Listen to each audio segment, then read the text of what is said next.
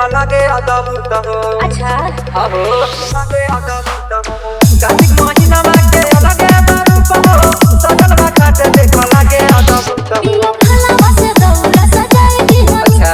ई तो मुख दिया नजर आए दीवानी। चम चम चम के चांद सितारे।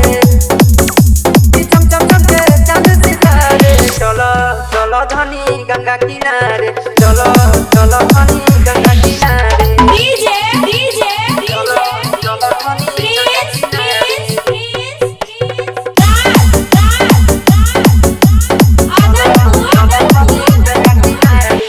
देवलोक से रखवा सूरज देव के यादे।